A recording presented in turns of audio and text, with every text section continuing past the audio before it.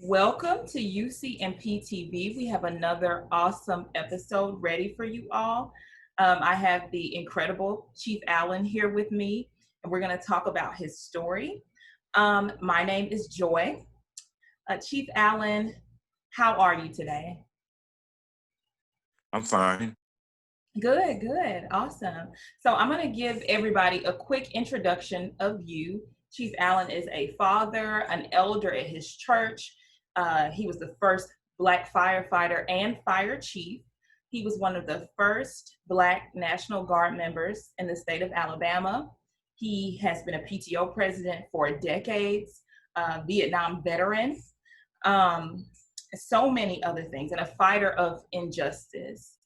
So I am so excited and so honored to have him here at UC&P TV. So, Chief Allen, you've held a lot of positions in which you have broken barriers. So, for instance, being the first Black firefighter and fire chief in the city of Selma, as well as being one of the first Black National Guard members in the state of Alabama. So, what skills do you feel that you have that prepared you for these positions and that kept you in these positions for several years? That's what transpired. I grew up in a poor neighborhood, but it was a diverse neighborhood, a black and white. And so there was a store in the neighborhood owned by a white family. So at the age of 10, I started working with them until throughout high school. So what I was actually doing and didn't realize that I was learning their ways, actually how to deal with white people, because the plan of my life was to integrate all these different things I was going through with. So it was somewhat like David was behind the mountain with the sheep, facing go larger. So having to go through all the things I went through with, it really helped me to understand the inner word, to understand racism. I just have there's a lot of things I need to know for where I was going, because I had no idea what my direction were with my life. I had a clue. And there was not a clue I could even dream of being a firefighter or being a fire chief. That was not possible during the years because of Jim Crow and the years I was growing up in. So my thing couldn't have been on those lines. But I have to give God the credit because that plan was for my life. This was no mistake. It was no coincidence. This was a planned thing by God. Because I used the word, I went through some stuff. I went through some tough stuff that the normal person could not have gone through what I've gone through with. Immigrating these organization, it was difficult. Yes, it was.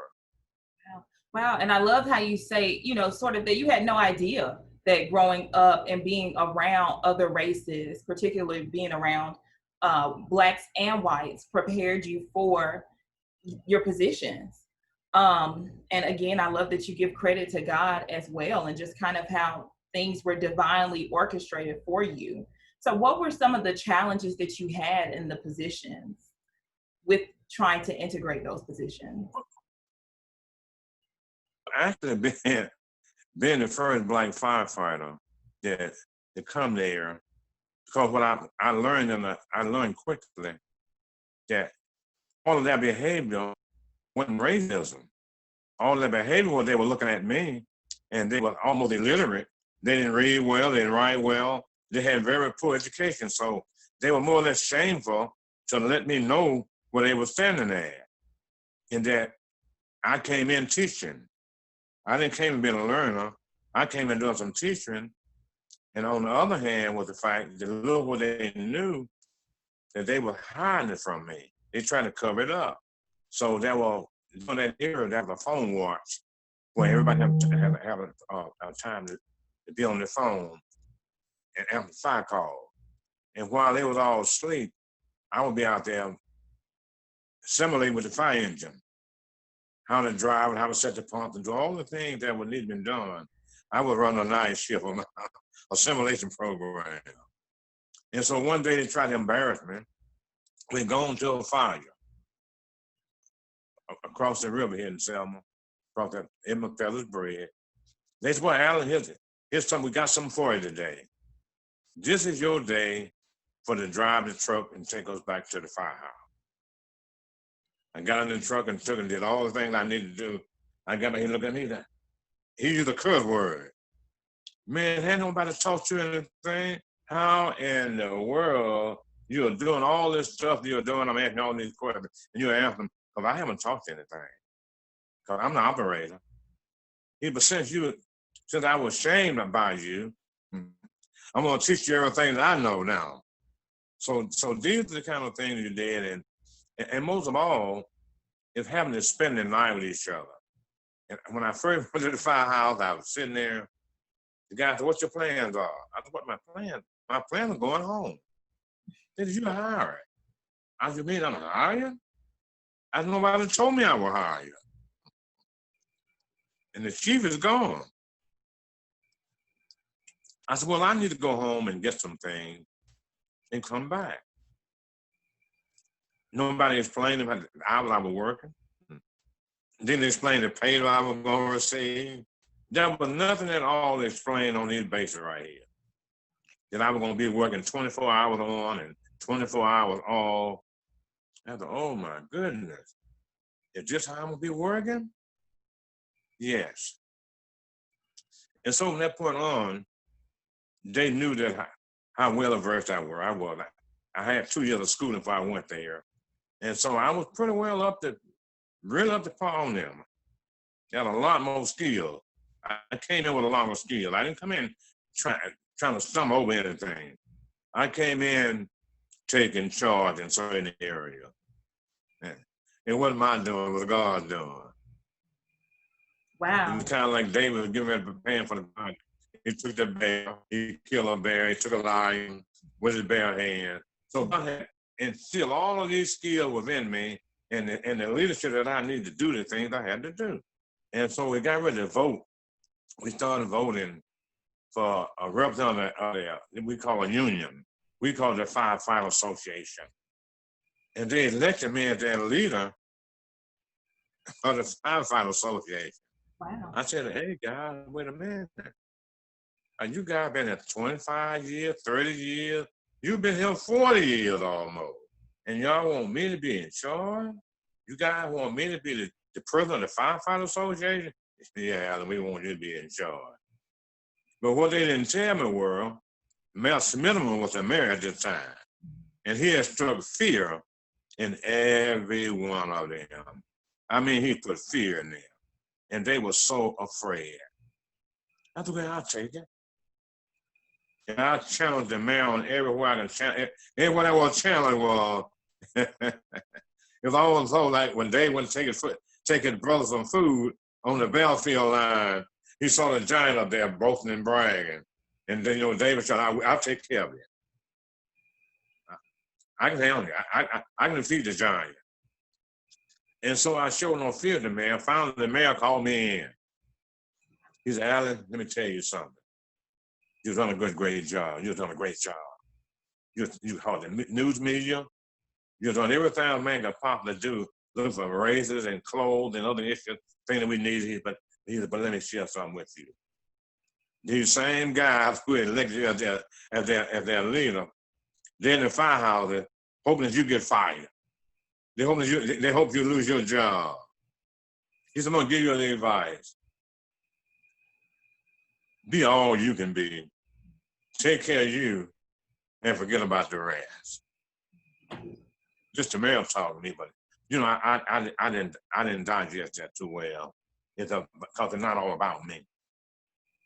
It's about your co-workers, about other people that are around you that had needs. And this is what I saw, but with him being a politician, and just how he see things, and he was sharing there. But the other side he didn't see that I had. So these are the things that was very difficult. Yeah. That was difficult time. But through it all, through all that I went through with, up and the down and the trial and the setup, God was there. Wow. So I won every battle. I never lost a battle. Wow. Because you had God on your side. And did you had God on my Did you find yourself gaining some sort of respect from your coworkers, even the ones that you said were betting on you to lose? Did you find yourself gaining respect from them?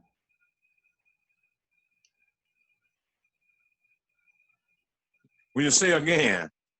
Yes. Did you find yourself gaining some respect from like your colleagues, especially the ones that were betting for you to lose, that wanted you out of your position? Did you find yourself gaining respect from them? Yeah, they had all the respect in the world. Wow. They really had respect. They really saw me as a leader, and many of them select me as a leader because one year they nominated me as the firefighter of the year. So they admired, and they admired my character and my leadership and my fairness. Just the whole thing. I didn't see black, I didn't see white. I saw people, and that's how people come. That's how I dealt with it. And I think what you just shared is so important because, the question I asked earlier about how you maintain these positions and how you even got them, it's clear that you work with everybody equally, and that you use godly principles when leading. That's what I pick up from what you're saying. And that you try to be fair and that you're working as hard as you can. I know you mentioned earlier that while everybody else was kind of doing their own thing, you were out doing, fire simulations and things of that nature. So you were putting in the extra work that a leader puts in. So I think that that's a great takeaway for how you actually got into these positions and led. Yeah. So I wanted to ask, you talked about meeting with Mayor Smitherman, and kind of, again, breaking those barriers. I also want to talk to you about your meeting with President Obama. So, how did that come about, and what was your experience with going to the White House? Well, to be honest with you, I was sitting here in the day in my house, the phone rang. They said, "This is the White House. We want to speak with Henry Allen." I said, "Who's playing on my phone? Who is this playing on my phone?" They said, "This is the White House. We're calling in regards to the president. He's having a Black History program, and this was on a Tuesday. They said at 2:30 Thursday, he's going to have this program, and he wants your president to be there." And this was in February, and the whole East Coast was snowed in with ice. I mean, it was ice from one end of the East Coast to the other. I said, "Lord, every plane that I have tried to get, I can't get the plane out." I said, "But if you're blessing me to go to the White House as the president, you're going to find a plane for me to ride on." And so I got my friend together, call around, and I was finally able to get a flight out of Danville Field. And so I was able to get a flight out of Danville Field. When I arrived in Washington, D.C., the whole ground and everything in Washington was snowed under. Everything was snowed under. And I had on my Selma summer clothes. I have no winter clothes for Washington, D.C. because I didn't need them. And oh my goodness, the weather. And then finally, I seen all the people with the black suits on, and these were Secret Service people. They knew when I hit the ground, they knew who I were. Wow. And they were following me around. And I didn't know they were following me around. Because I knew nothing about Washington, D.C. I knew nothing about where I was going to go. So I told the cab driver, I said, "Okay, I have to take me down to Pennsylvania Avenue because you can't ride down it." And I walked all the blocks until I finally got to the gate. And then when my guard at the gate told the guard at the gate that that is Allen from Selma. So I'm his guard to let him come through. So I came through and went through, and they talked to me, and I went to the room, and they said, "Well, we want you to do an interview." I said, "Interview? What am I interviewing?" They said, "The first lady wants to know about poverty, not just Selma, but the whole Black Belt. To tell her what it is like living in the Black Belt, tell her what the life, the struggles in the East and the Black Belt." She just wanted you to do a video of it. And so I did do a video of that. And then he said, well, you can come on into the party. There's a party in every room. I know a room with so many parties going on. But anyway, everybody, my guy and everybody knew me, I didn't know anybody. So finally they said, Mr. Allen. I said, yes. They said, you got to go in the red room. I said, red room? That's the president special guest room, the red room. They said, when you get in the red room, take your seat, wait for the president, and you're not allowed to take any picture. And the picture to be made, he would take the picture. And I wasn't expecting the president, I wasn't expecting the first lady. So somehow they had a wall back behind me, the door behind the wall had to open, the wall had to slide back, but I didn't see them come in. So we came in, and the picture, took the picture together, and we talked, and he shared about how pleasant it is to be around common, everyday people. So he didn't know how to actually be around common, everyday people because he never got an opportunity. That was three other ladies, two from Marion and one from Birmingham, and I was the mayor. And he asked me, he said, he's the chief, let me ask you a question. How did you manage to be here with all these ladies? I'm the president. You chose it. You made the list out. And I said, I feel important.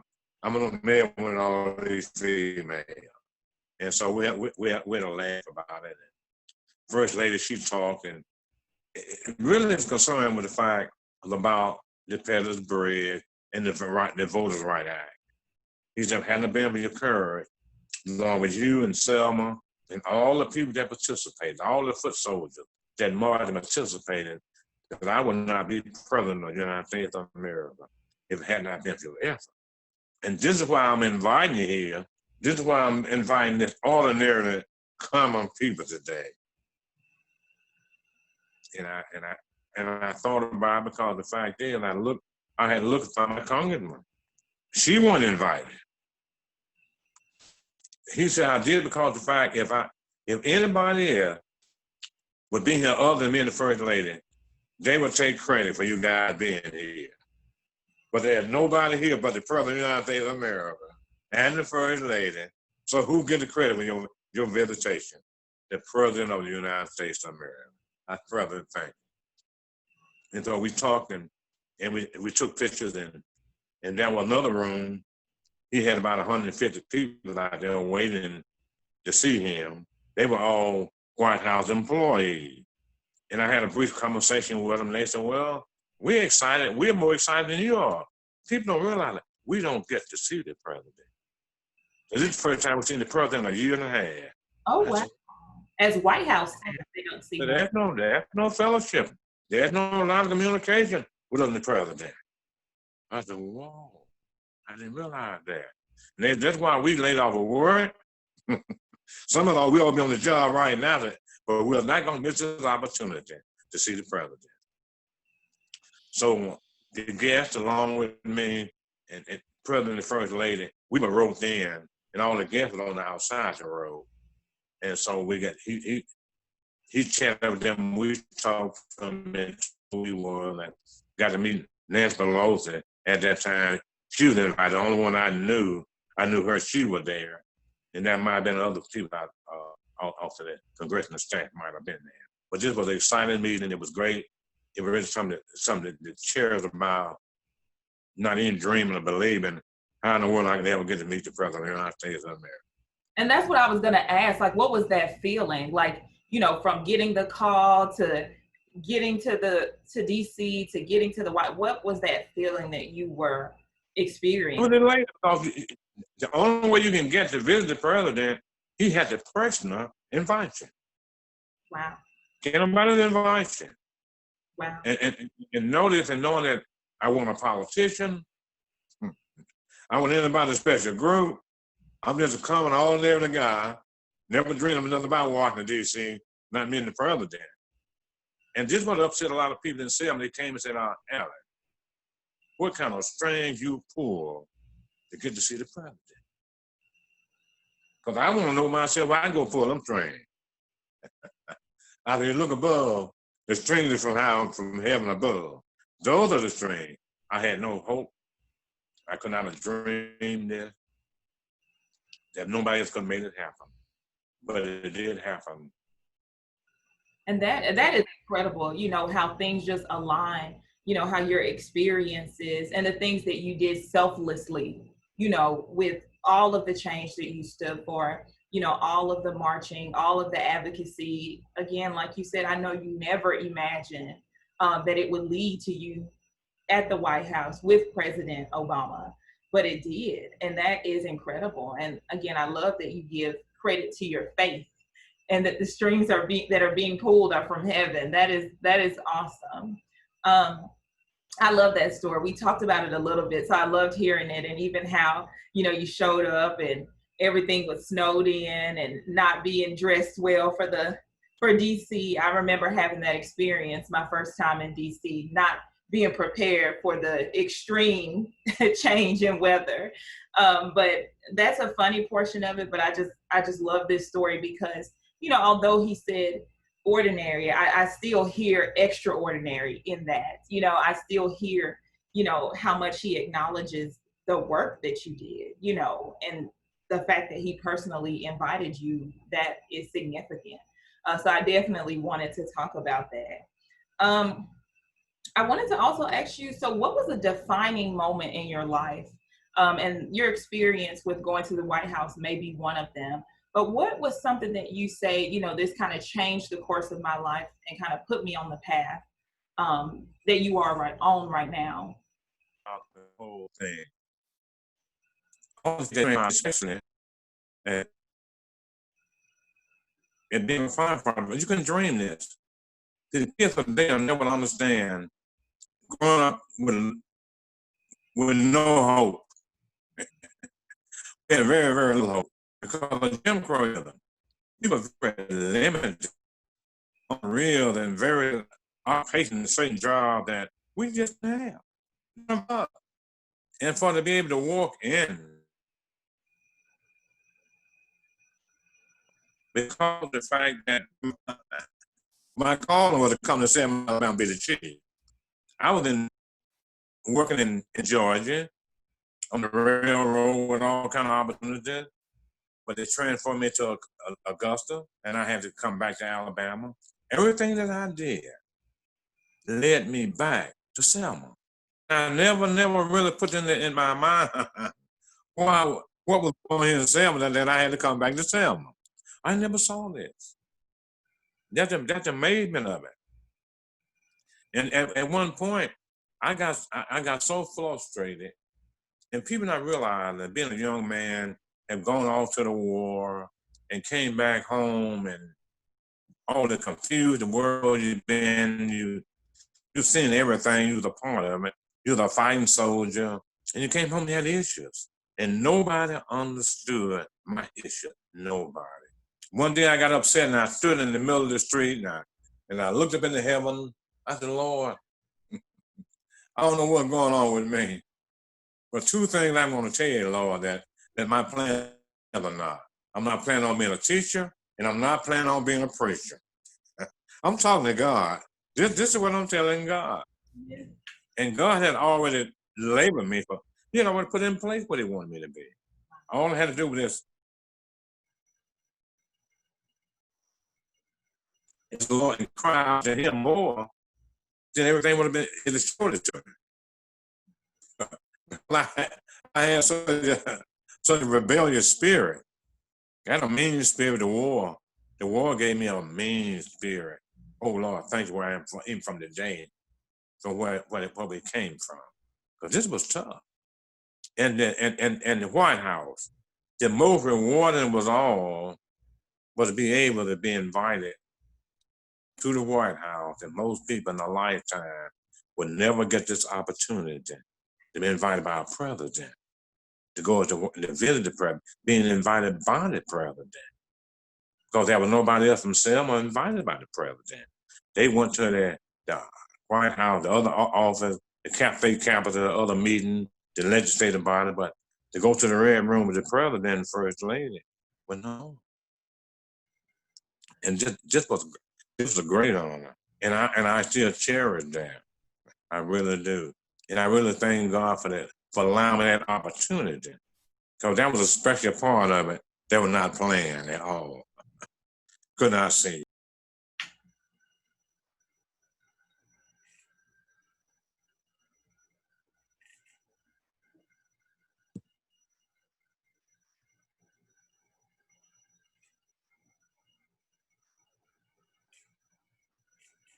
Chief, can you hear me?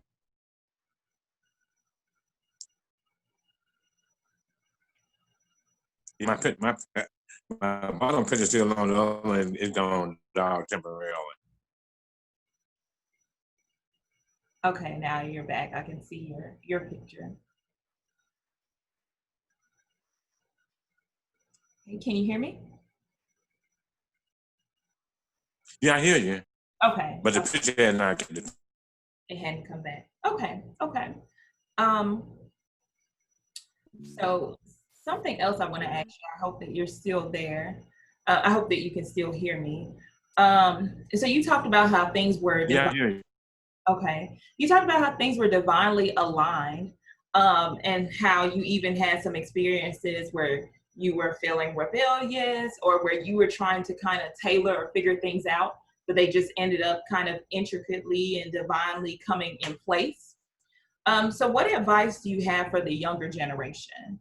What advice do you have for people who are at a moment where they're trying to figure everything out, not realizing that things happen divinely and that they should just be doing the things that they know that they are supposed to be doing at this moment?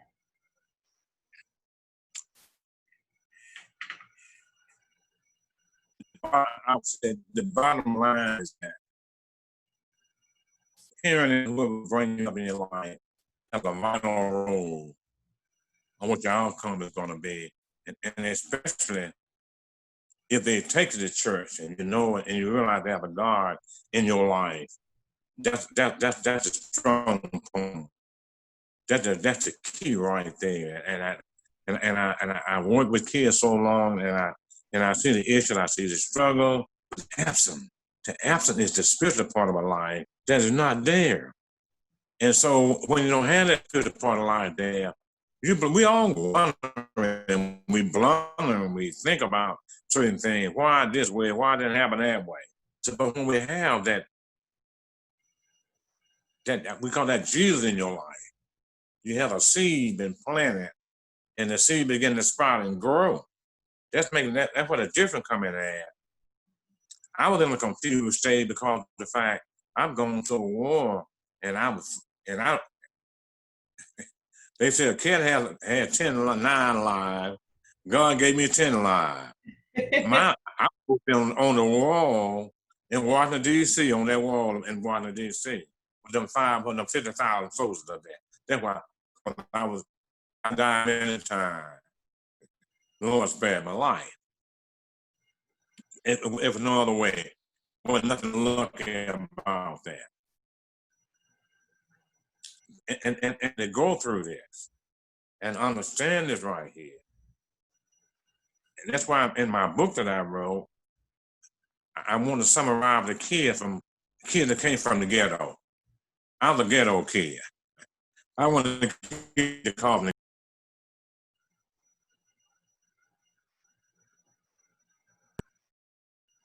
I could have went that way. But by the grace of God and grandparents and people that kept a hold on me, that allowed me to be able to see things a little bit different. Yes, it's hard, but I would never talk to hate. In spite of all the difficulty we went through with, I would never talk bitterness. This is important. It is very, very important. Am I my brother's keeper? Am I my sister's keeper? And this makes a difference in our lives. And right now, we don't have that. We're missing those things, those ingredients. That our young people right now, they're missing those ingredients. They don't have when it's time to stand. You really don't have principles. You don't have that strength in that from God that makes you go over the next hurdle. And we're gonna face many hurdles in life. And then what I want to share with them is, you look at me right now as Kingston, at Kingston School changed the name of the school because the fact that it was called East End. That didn't represent anything.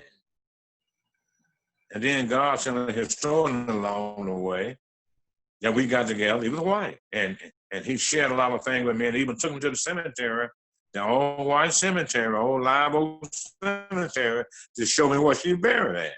Her whole entire family is buried in a white cemetery because even during the slavery time, they would have respect. And the community of white respected them, and they buried them in that cemetery there. And then the fight was right now, we're going to name this school after her at all costs. She deserves it. She's a missionary. She took her money out of her pocket and built this school like her own personal money. She took for 40 years without anybody payroll. So what can you say about people like that? That give them their life and all they had? Because they were out in, we call Valley Grande. That was called Summerfield at the early year, but they were enslaved out there. Their slave master was from Valley Grande area, and they moved to Selma with a purpose in mind, with a college education, paid their way, and they were able to do some things. That's why I spent 30 years at Kingston School, my 30 years of my life, spent there in that community that I grew up in, to letting kids know that, hey, you can make it if you try. You don't give up. You don't ever give up. I'm a prime example that I was counted out. This is the thing I normally share. Teacher told me, said, I was fighting for the honor roll. I knew I had a B plus in English. My average was a B plus in English. I got my card, I had a C minus.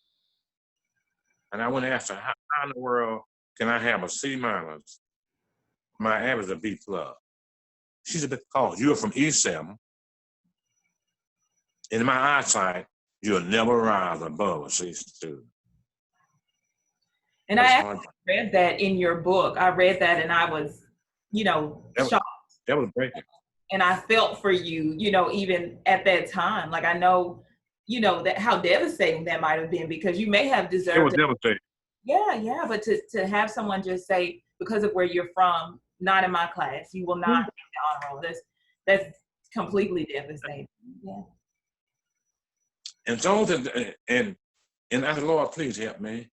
I went in the bathroom. I cried. I couldn't cry no more. Wow. I said, Lord, please help me.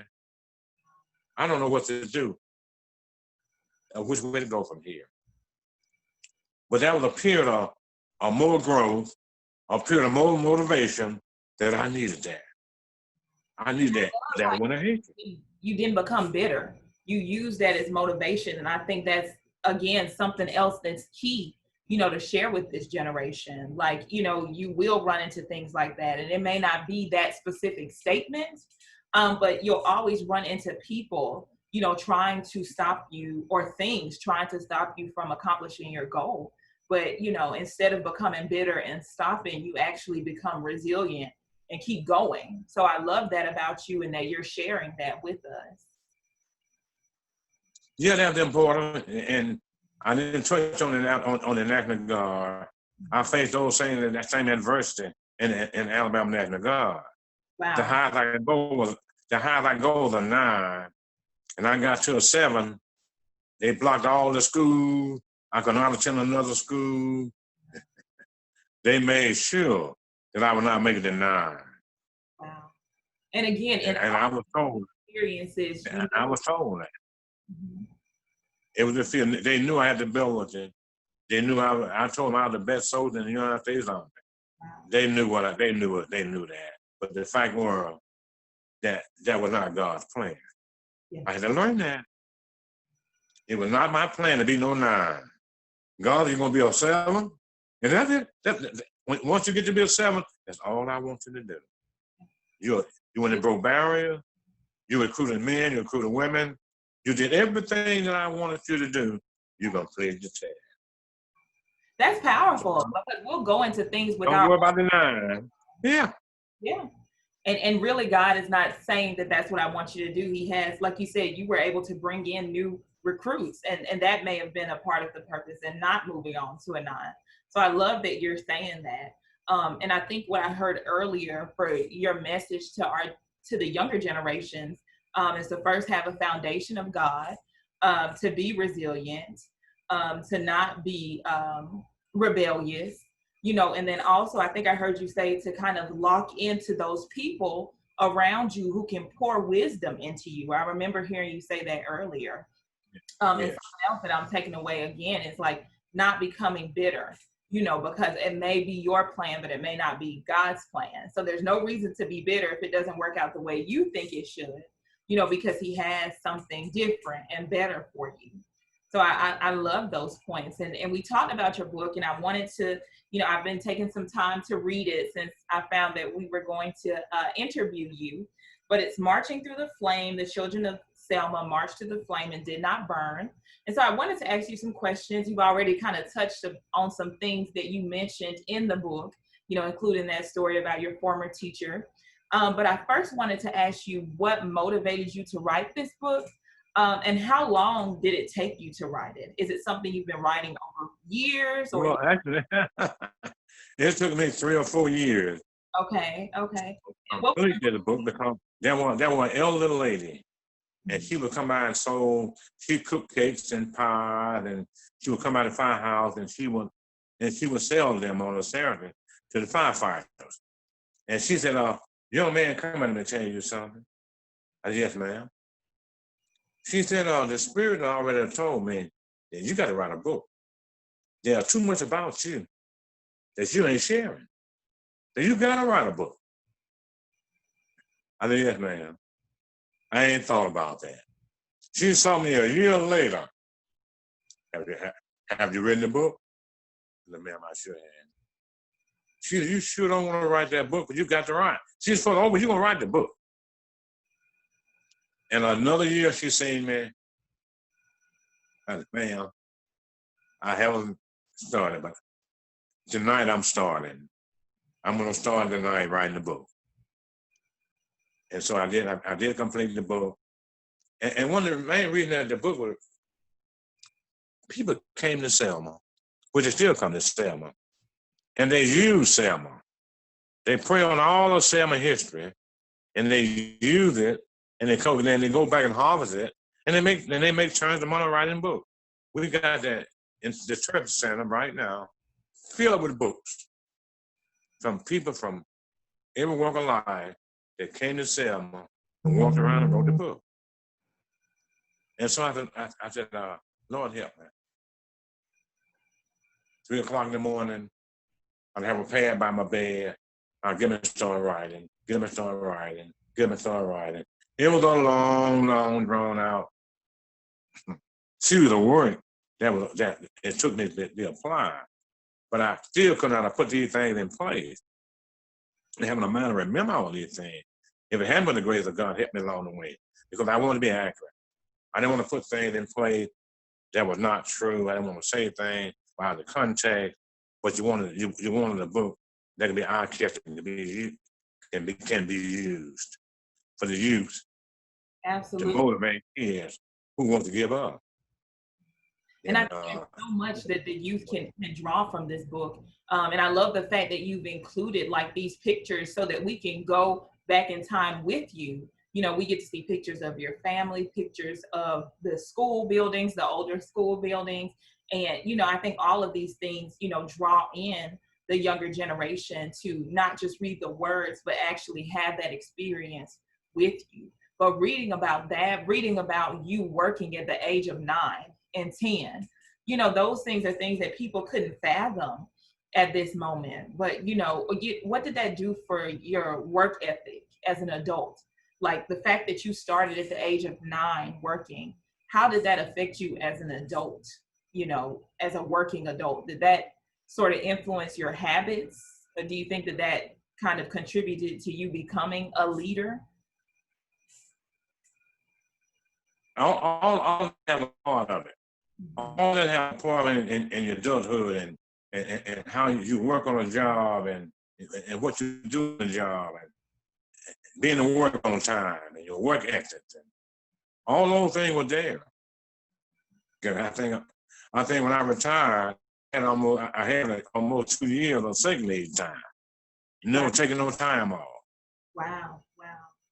So you were doing all the things that what you ask someone else to do, you ask because you're able to carry it out. You don't ask someone to do something they're impossible that you can't do. Wow. I love that. Leading by example. I love Right, leading by an example. And another exciting point, I was able to go to the Fire Academy in Emmitsburg, Maryland. And when in the Fire Academy, I faced some more obstacles. These were guys that were, so if you're a fire chief, the academy was for a fire chief. You want to be a fire chief. They said, you are already a fire chief. Why would you travel this distance to come all the way to Maryland to the academy? You're not seeking anything else I to know except knowledge. Wow. And I'm seeking knowledge. In order to be the best that you can be, you got to rank among the best. You got to go and deal with the best to be the best. Wow. You know, and they talk about, I've heard so many people say that the people who are the greatest, you know, like you, those are the people who are doing something extra and something different than just what you're being asked to do. And I can see that in your life, you're always doing something extra to gain more or to serve more. And I think that those things really contributed to, you know, all the things that you have accomplished that we didn't even share today, because I know that there is so much more. But, you know, I hear a theme with you that you always do a little bit more. You know, you always do a little bit more than what's asked of you. And that's how, you know, you lead, you know, and I absolutely love that. And I hope that our viewers, you know, have gotten the same thing from this. I wanted to also ask you, you know, when we talked a few days ago, you talked about your museum in your home. And we probably won't get a chance to see it today, but what types of things do you have in your museum? I think that's very interesting that you have a museum in your home. Well, basically, I have the pictures that the president and I took together in the Red Room, and I have another picture. It was the president, the first lady, and the other three ladies on there with her. We took that together, and then in 2016, I was voted a legend